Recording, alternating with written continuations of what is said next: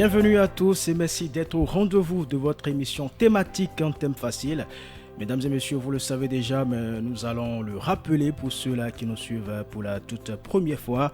En thème facile, c'est une émission consacrée à l'explication des basiques sur la santé ainsi que sur le vocabulaire médical et paramédical. Vous le savez, chers amis, les professionnels de la santé utilisent un vocabulaire très spécifique, des terminologies que vous et moi ne comprenons forcément pas. L'émission en thème facile se veut être un creuset pour lever un coin de voile sur le vocabulaire médical, les métiers liés à la santé, les maladies, surtout les moins connues, leur origine, leur traitement.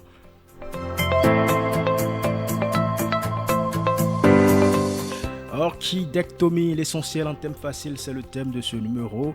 Et pour nous aider à tout savoir sur cette thématique, Radio Afrique Santé a fait appel au docteur Jamal Chaké.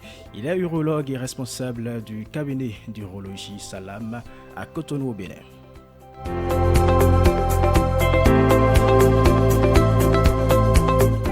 Docteur Jamal, bonjour. Bonjour. Et merci d'avoir répondu favorablement à notre invitation. C'est moi qui vous remercie. Docteur, la première question tout de suite, c'est de savoir ce que signifie l'orchidectomie. Merci beaucoup, monsieur le journaliste, pour votre invitation. C'est nous qui vous remercions. Merci beaucoup. D'entrée de jeu, l'orchidectomie, c'est un thème médical. Un thème médical qu'on peut scinder en deux parties. Une partie qu'on peut dire orchi et ectomie. Alors, donc, orchi veut dire tout simplement testicule. Et la dernière partie de cette terminologie veut dire ablation. Donc, orchidectomie, tout simplement veut dire ablation du testicule, tout simplement. Alors, généralement, on envisage une orchidectomie suite à un cancer du testicule. Oui. Est-ce qu'il y a d'autres cas qui nécessitent cette intervention chirurgicale? Merci beaucoup. C'est très intéressant. Quand on parle d'orchidectomie, ça nous rappelle un peu les pratiques qui étaient pratiquées au cours de nos défunts rois dans les royaumes. Oui. Parce qu'on sait qu'au Bénin, dans le royaume d'Abomey, tous les hommes qui servaient dans la cour du roi ne devaient pas avoir de testicules. Ils étaient castrés. Ils étaient castrés. Donc, c'est le thème. Donc, castration égale à orchidectomie. Donc, il y a des pratiques parfois un peu culturelles ou d'origine, enfin, on va dire, pour parfois préserver un peu la dignité du roi avant. Donc, c'est un truc qui se fait depuis longtemps, déjà. Alors, pour revenir un peu sur votre question de savoir, en termes d'orchidectomie, quelles sont les pathologies qui pourraient amener un spécialiste à le faire? Oui, on peut réaliser une orchidectomie en cas de cancer du testicule. On peut également réaliser une orchidectomie en cas de cancer de la prostate. Donc voilà en principe, en termes clairs, les deux pathologies médico-chirurgicales qui peuvent amener un spécialiste à faire cet acte. Parlons justement des deux pathologies que vous avez citées. Oui. Qu'est-ce que le cancer de la prostate? Oui. Qu'est-ce que le cancer du testicule? Alors, le mot cancer, c'est défini comme étant on va dire une prolifération excessive anarchique de cellules tumorales, tout simplement. Et donc, le cancer du testicule va être défini comme étant une prolifération anarchique de cellules testiculaires anormales aux dépens du testicule. Et le cancer de la prostate va être défini également comme étant une prolifération de cellules anarchiques, anormales aux dépens de la prostate. Lorsqu'on souffre du cancer de la prostate, oui. Qui faut-il consulter? Alors, lorsqu'on souffre du cancer de la prostate... prostate... C'est vrai que tout de suite, on ne peut pas le savoir. Oui, effectivement. Effectivement, vous avez bien raison. Voilà. On ne peut pas forcément savoir si on a un cancer de la prostate. Mais lorsque on est diagnostiqué ou qu'on sait qu'on a un cancer de la prostate, il faut forcément consulter un neurologue. Lorsque nous sommes donc dans une commune où il existe un neurologue ou carrément un médecin le plus proche. Alors,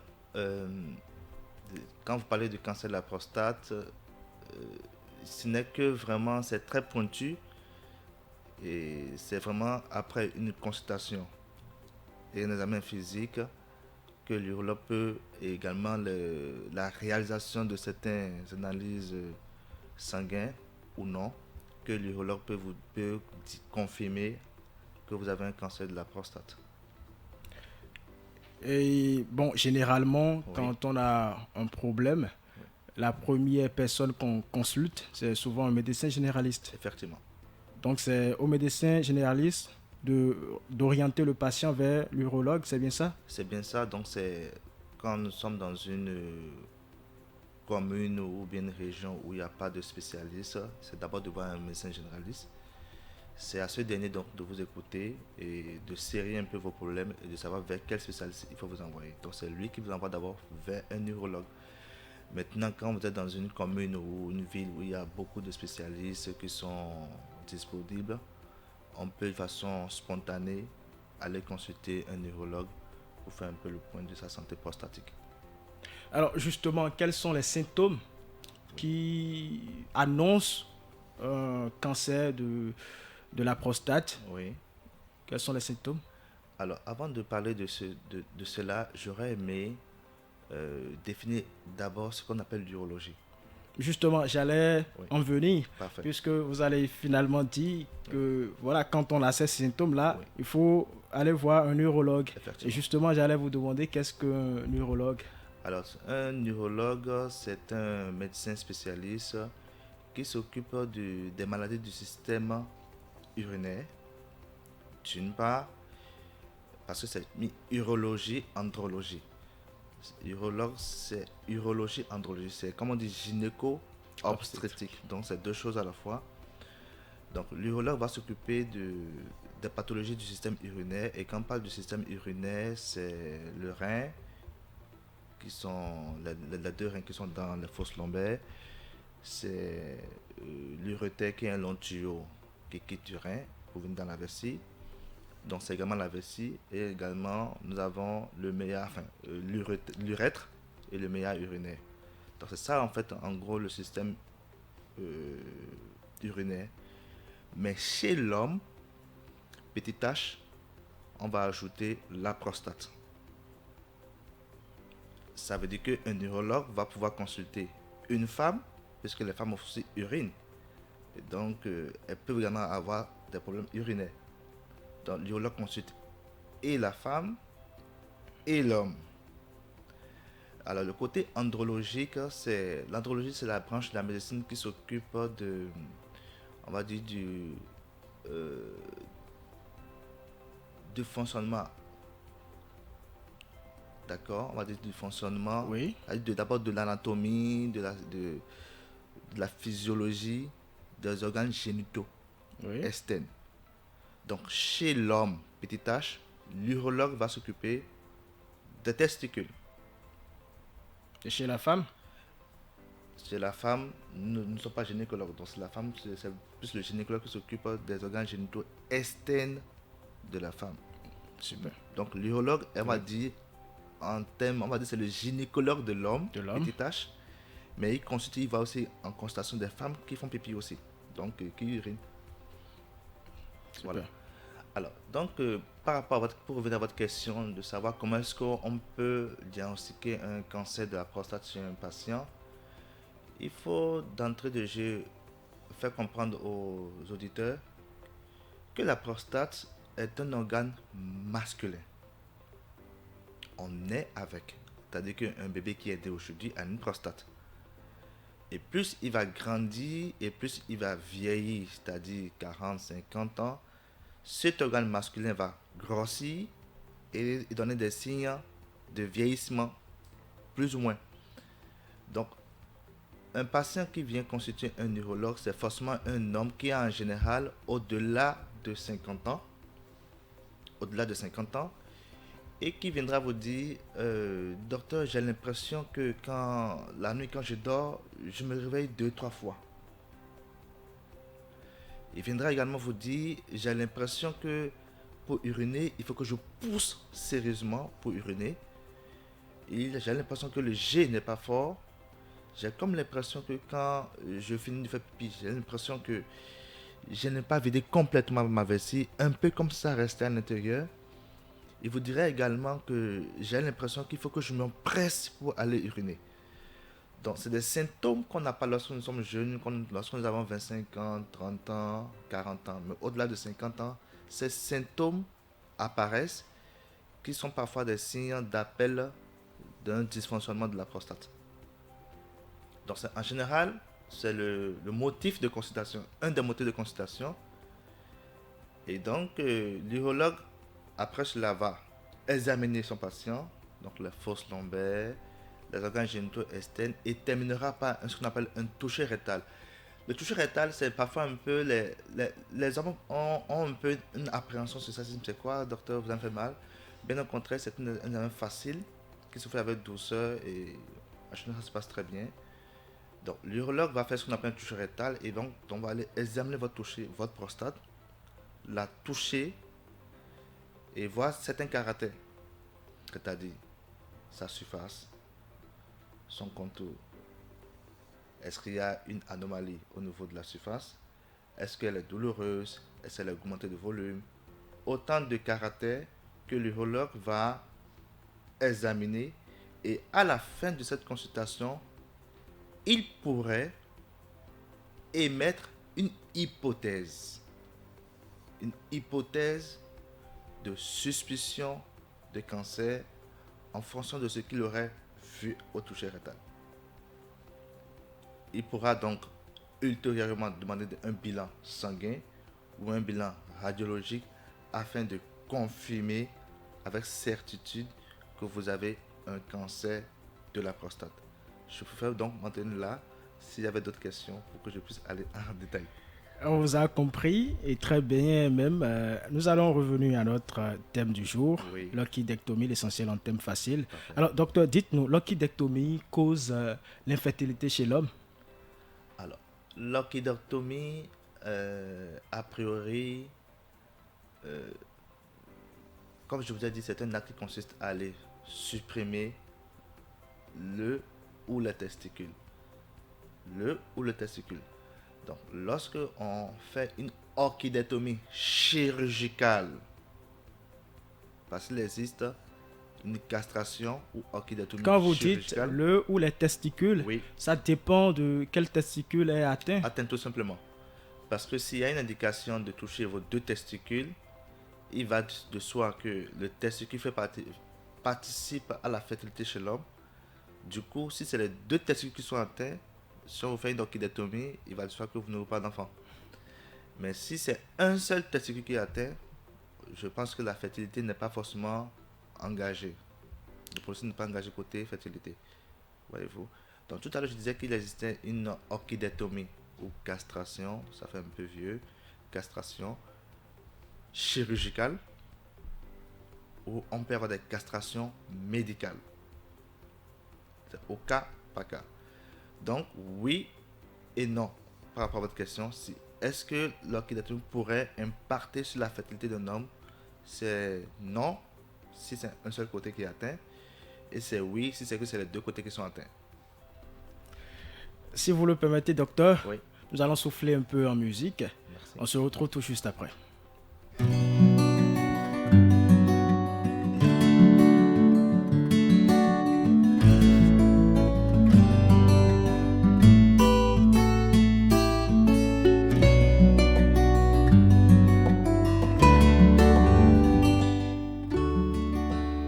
Orchidectomie, l'essentiel en thème facile, c'est le thème de ce numéro et nous avons avec nous en studio Dr Jackie Jamal. Il est urologue.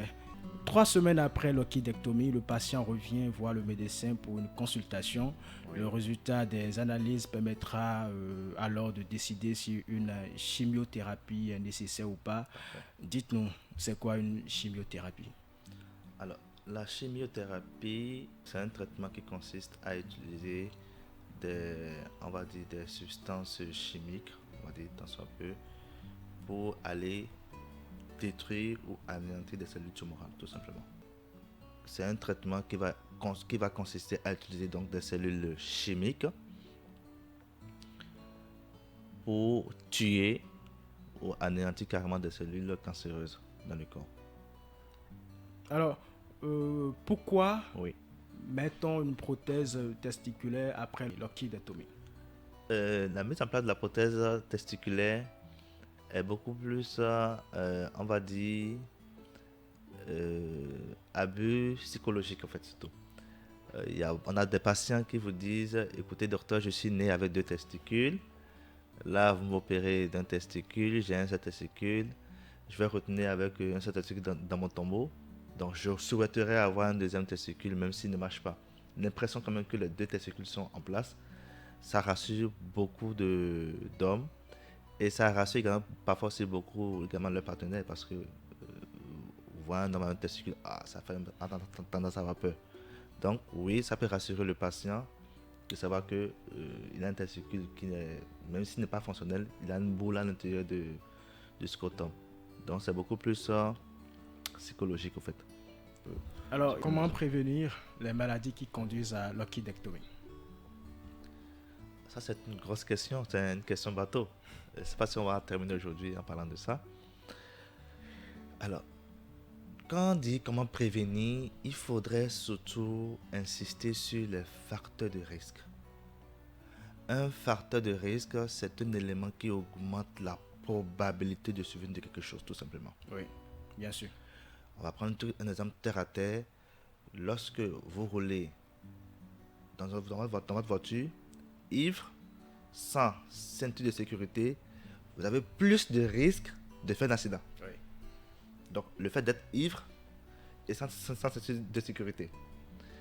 Ou lorsque vous êtes à moto et que vous n'avez pas votre casque, en cas d'accident, vous avez plus de risques d'avoir un traumatisme cérébral. Je ne sais pas si vous comprenez ce que je dis. Bien sûr. Alors, donc, si on devait prendre ça et qu'on ramenait donc sur le sujet actuel, Oui. c'est-à-dire le cancer du testicule, quels sont les facteurs de risque d'avoir un cancer du testicule? C'est-à-dire, quels sont les éléments que l'on peut avoir pour augmenter la probabilité de survenue d'un cancer du testicule? D'abord, la première chose, c'est pour vous dire que le cancer du testicule ne vient que des sujets jeunes, comme vous et moi, entre 20 et 40 ans. Ah bon? Donc, si vous avez 60 ans, vous n'aurez pas un cancer de risque, un cancer de testicule. D'accord. Vous avez déjà dépassé la tranche d'âge. On peut peut-être en voir, mais de façon rare, très très rare. D'accord. D'accord? L'autre chose, c'est qu'il faut que dans votre famille, c'est-à-dire la première génération, soit un père, votre père à vous, ou un oncle à vous, ait déjà un cancer de testicule dans la famille. Ça, c'est déjà un facteur de risque. Il faudrait également avoir ce qu'on appelle une hypotrophie testiculaire. Je vous parle exactement de ce que dit la littérature et les études. C'est-à-dire qu'on a une hypotrophie, voire une atrophie testiculaire, c'est-à-dire le volume testiculaire qui est complètement... Quand on parle de hypotrophie, c'est la vous et moi, diminution nous comprenons, voilà. de la taille du testicule. Et quand on parle d'atrophie, c'est-à-dire que on ne voit même plus le testicule, il est tout petit, infime. Ouais. Voyez-vous? Donc, ces 2 éléments peuvent être surtout des facteurs de risque d'avoir un cancer du testicule. L'autre élément, c'est ce qu'on appelle une dysgénésie testiculaire. Dys veut dire désordre. Génésie, c'est par rapport à la génétique, à la genèse. Donc, c'est-à-dire qu'on appelle, lorsqu'un patient a ce qu'on appelle une cryptorchidie, la cryptorchidie, crypt veut dire caché. J'ai dit tout à l'heure, qui veut dire testicule, donc un testicule caché.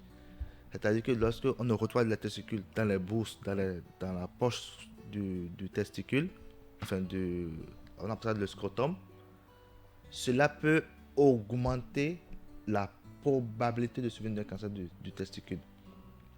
Il y a également ce qu'on appelle l'ectopie, c'est-à-dire que le testicule est également caché, bien sûr, on va dire sur le trajet normal de descente du testicule. Parce que ce qu'il faut savoir, lorsque nous sommes dans le ventre de nos mamans, c'est-à-dire que lorsque nos mères sont enceintes de nous, dans notre grossesse, et que c'est un garçon, le testicule n'est pas au dehors systématiquement.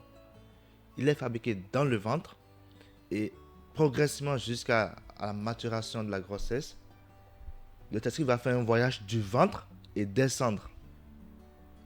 Et pendant ce voyage, il peut ne pas complètement descendre dans la poche de réception, la poche scrotale. C'est ce qu'on appelle une ectopie ou parfois on peut avoir une crétorchidie. Je ne sais pas si vous voyez ce que je veux dire. Bien sûr. Également, on pourrait avoir des crétorchidies lorsque on a ce qu'on appelle des microcalcifications testiculaires associées forcément à un élément que je viens de citer. Ça, c'est ce que on peut dire par rapport aux testicules. Donc, pour ne pas avoir un cancer du testicule, c'est d'être sûr, et ça c'est le rôle du pédiatre, qu'à la naissance d'un enfant, de vérifier si les testicules sont réellement à leur place. Si c'est fait qu'un testicule n'est pas à sa place, il faudra donc le signaler au chirurgien pédiatre ou à l'urologue pour ultérieurement programmer la descente de ce testicule. Vous voyez un peu ce que Oui, je dis? allez-y. Très bien. Alors, par rapport au cancer de la prostate, quels sont les éléments, quels sont les facteurs qui peuvent prédisposer un homme à avoir un cancer de la prostate? Le premier facteur, c'est l'âge. Plus on vieillit et plus on en proie à avoir un cancer de la prostate. Contrairement Au testicule. aux testicules. Voilà. Ça veut dire ce sont les sujets jeunes Beaucoup plus jeunes qui qui ont sont souvent des plus cancers exposés. Oui. Mais les personnes âgées sont plus exposées au cancer de la prostate. Donc la première chose, c'est l'âge. Mais pourquoi? Parce que pourquoi est-ce que c'est l'âge qui est... Plus on vieillit, tout vieillit en nous, on peut avoir des cellules tumorales tout simplement. En tout cas, je parle de cancer primitif. De cancer primitif de la prostate. L'autre chose qui pourrait augmenter la probabilité de survenue d'un cancer. J'espère que vous êtes bien assis. Oui, bien sûr. C'est d'avoir 2 testicules. D'être un homme. C'est quand même paradoxal. Oui. D'être un homme. Parce que le testicule produit une hormone qu'on appelle la testostérone, Bien sûr. qui est, on va dire, l'engrais ou la nourriture du cancer de la prostate. Allez-y. Ensuite, c'est la peau. Notre peau. Oui. C'est-à-dire que le sujet noir fait plus de cancer de la prostate que le sujet blanc. Et le sujet blanc fera plus de cancer de la prostate que le japonais. Ça veut dire que les hommes noirs, Oui. âgés de plus de 50 ans et qui ont 2 testicules en place, sont en proie à avoir un cancer de la prostate, plus que le sujet blanc. On s'est donc rendu compte également que parfois, en fonction du lieu où nous sommes, tout à l'heure je viens de dire par exemple que le sujet noir fera plus de cancer de la prostate que le sujet blanc, Oui. le leucodème, et ensuite par rapport à un asiatique. On s'est rendu compte que nous avons des facteurs environnementaux. Oui, l'environnement est déterminant. D'accord. Lorsque un sujet japonais quitte le Japon et vit vient en aux Afrique. États-Unis, par exemple, Aux États-Unis d'abord, oui.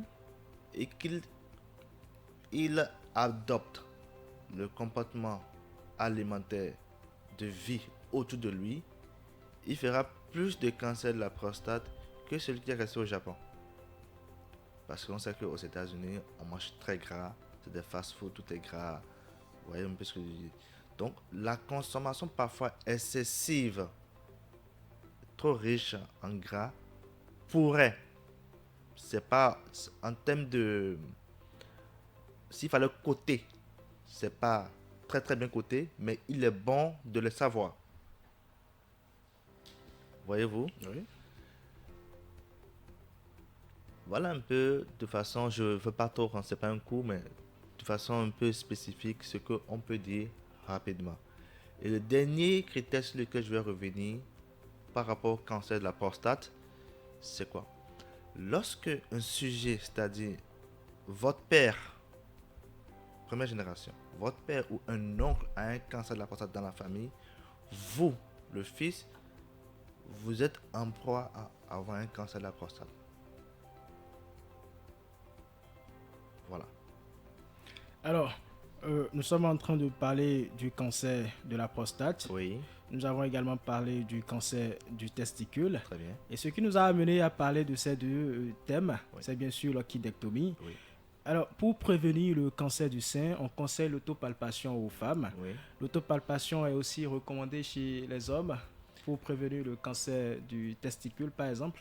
C'est des sujets jeunes, c'est quand même c'est recommandé quand même de le faire de temps en temps. Et comment la fait-on, l'autopalpation chez l'homme? Un peu comme à l'image de la femme, rester devant un miroir et se regarder toucher, donc avec ses 4 doigts, toucher le bas de son testicule et avec le pouce, palper la surface du testicule. Et lorsqu'on a on va dire une petite tuméfaction, une petite nodule qui nous paraît inhabituelle, il est souhaitable de passer voir du urologue. Mais attention, j'aimerais insister sur un fait. Si au cours de votre palpation du testicule, vous avez l'impression qu'il y a une anomalie, toute anomalie du testicule ne veut pas forcément dire qu'il y a un cancer de la prostate, un cancer plutôt du testicule. Ouais. Ça pourrait peut-être une petite infection du testicule qu'on appelle une orchite. Ça pourrait être un peu de l'eau dans les testicules, dans la peau, qu'on appelle une membrane qui recouvre le testicule qu'on appelle l'hydrocèle, la vaginale plutôt. Donc ça peut être une hydrocèle. Oui. Et ça pourrait être peut-être une varicocèle. Donc c'est au cas par cas. Donc je ne souhaite pas que tous les hommes s'affolent. Si vous dites ah j'ai remarqué telle chose, il faut vraiment bien serrer les choses. Voilà. Alors, d'aucuns pensent que la fréquence des rapports sexuels expose à un risque du cancer du testicule. Est-ce que cela est vérifié? Il n'y a pas une acquaintance entre la fréquence des rapports sexuels et le cancer du testicule. Ce n'est pas dans les facteurs de risque que je viens de citer. Donc, scientifiquement, ce n'est pas justifié. Ce n'est pas justifié. En tout cas, on n'a pas un consensus sur ça. Non. C'est une mauvaise perception. Je pense, oui. Alors, le cancer de la prostate, Oui. d'aucuns pensent également, vous avez dit que ce sont les personnes les plus de troisième âge surtout Oui. qui sont exposées à cette pathologie-là. D'aucuns pensent que c'est parce qu'à cet âge-là, Oui. voilà, on est plus actif sexuellement. Alors, il y a une étude qui a été faite aux États-Unis et qui a prouvé qu'il y avait un lien entre l'augmentation de la fréquence des rapports sexuels avec une diminution de la probabilité de survenue du cancer de la prostate. C'est une étude. Mais il n'y a pas un consensus. Voyez-vous, il n'y a pas un consensus pour dire oui, dans les facteurs de risque, voilà. Donc, c'est que tout le monde ne s'est pas encore entendu sur ce fait. Voilà. Donc, dit qu'il y a forcément un lien entre les rapports sexuels et le cancer de la prostate, c'est un lien faible. Puisqu'on n'a pas encore vraiment, c'est pas encore assez bien coté et assez solide. Donc, de vous à moi, il n'y a vraiment pas de lien. Il faut vraiment se contacter sur les rapports, c'est-à-dire sur les facteurs de risque.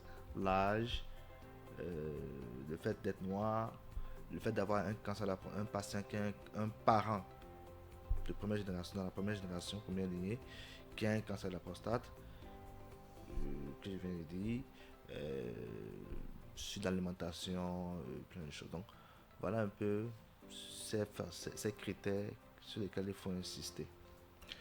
Également, je veux insister sur un autre critère qui a été retrouvé récemment. C'est qu'on s'est rendu compte que lorsque dans la famille du patient, une femme a un cancer du sein, il y a un lien entre un cancer du sein et aujourd'hui le cancer de la prostate. Donc, si par exemple votre mère a un cancer du sein, que vous le savez, vous êtes sujet peut-être, nous sommes dans la probabilité ici, d'avoir un cancer de la prostate au-delà de 50 ans. Voilà. Nous sommes pratiquement à la fin de notre émission, Oui. mais pour ceux qui viennent de rattraper l'émission, nous allons rappeler ce que c'est qu'une orchidectomie et également dire les maladies, si vous voulez, les affections qui font recours à cette opération. L'orchidectomie, c'est tout simplement l'ablation des testicules Et elle peut être d'origine, il y en a de deux types, orchidectomie chirurgicale ou chimique ou médicale. Et nous avons, cette pratique est souvent faite lorsque on a un cancer de la prostate, un type de cancer de la prostate, et lorsque on a un cancer du testicule. Je passe par ce canal pour demander à tous les hommes qui ont plus de 50 ans de ne pas attendre le pire. Il est souhaitable de consulter un neurologue une fois par an afin de faire un dépistage prostatique, parce que c'est le premier cancer d'urologie chez l'homme, la prostate. Et pour ceux qui souhaitent se figer sur le testicule, de bien vouloir souvent faire une autopalpation, tout simplement. Merci à vous. Merci beaucoup pour l'invitation. En thème facile de ce jour, nous sommes à la fin de l'émission. Nous avons reçu Dr Jamal Chaké. Il est urologue et responsable du cabinet d'urologie Salam à Cotonou au Bénin. Mesdames et messieurs, merci de nous avoir suivis.